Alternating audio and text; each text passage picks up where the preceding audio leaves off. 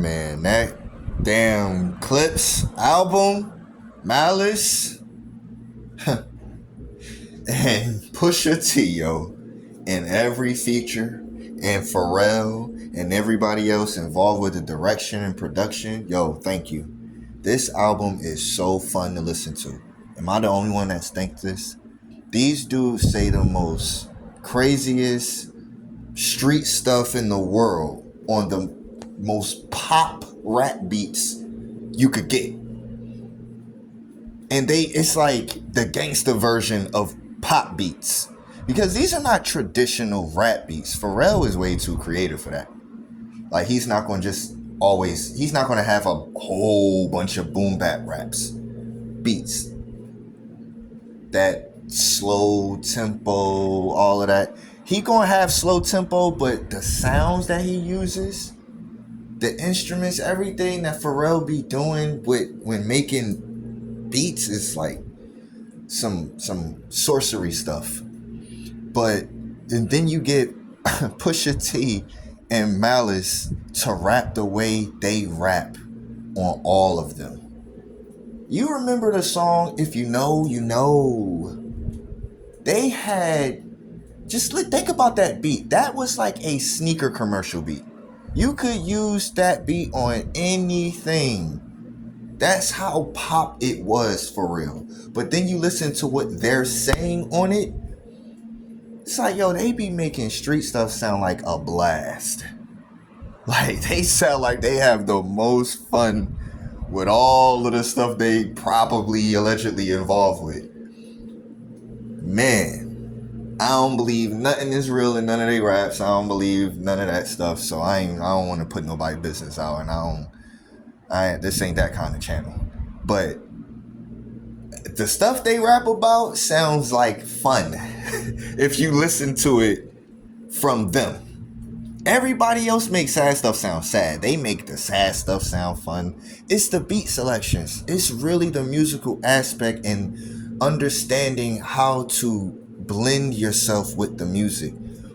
They was talking about how they were in the studio with each other.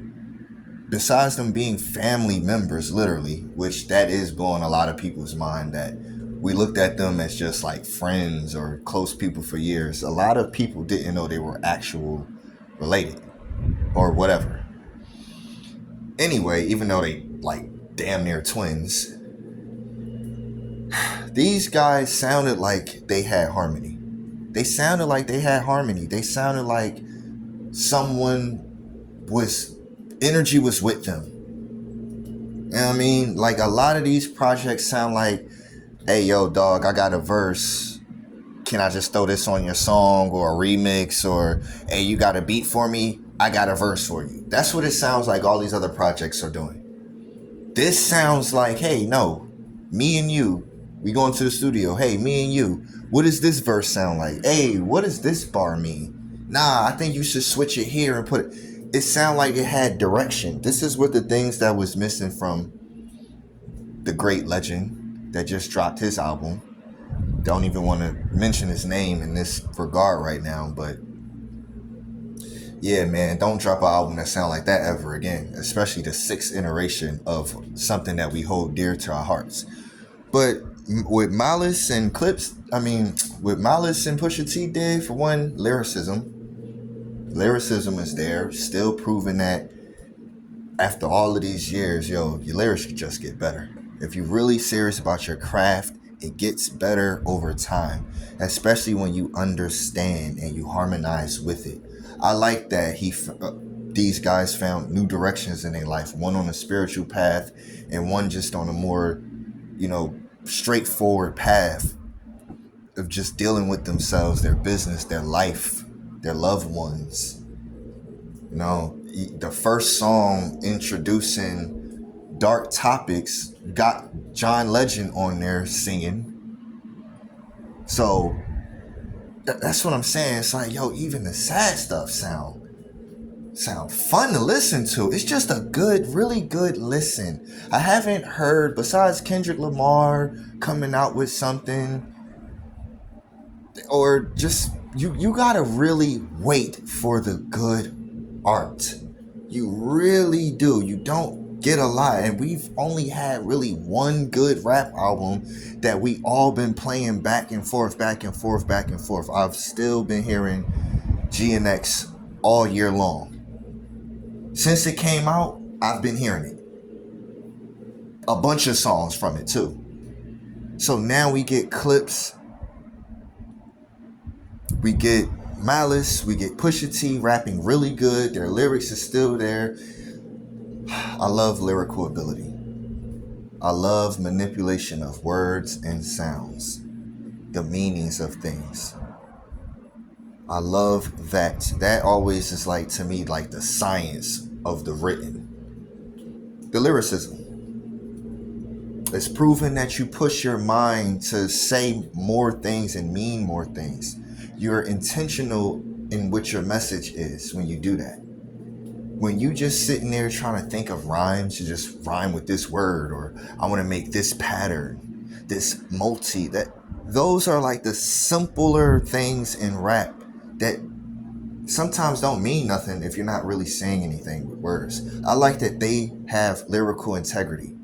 I love the fact that Pusha T's lyrical integrity and Malice lyrical integrity has been there. What was the other? Grinding. Y'all remember that? Everybody did the beat on their desk in school. So that's what I'm saying. Like, even when you go back then and you listen to what they were saying even back then, you listen to that beat. That ain't no traditional hip-hop beat. Listen to how they was rapping on Grinding. That's what I'm talking about. Grinding is another example. Whips and chains. What are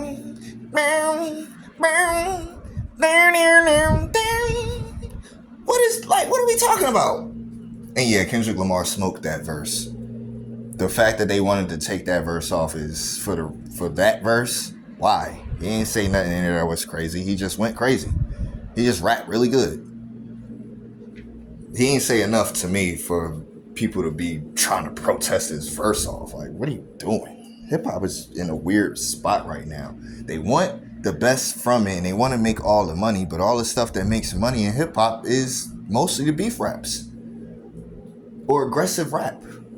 Hip hop, when it's really expressing something with intention to be competitive or to have a good message, we've already seen throughout the years that's the best version of hip hop.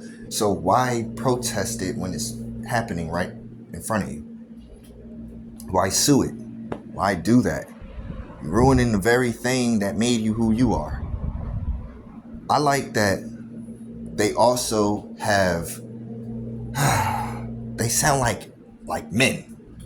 Sound like a man. They don't sound like everybody else.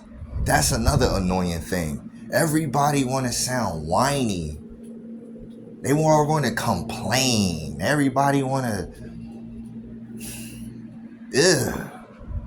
just not on their manliness. Like, I like male rappers sounding like you're a man.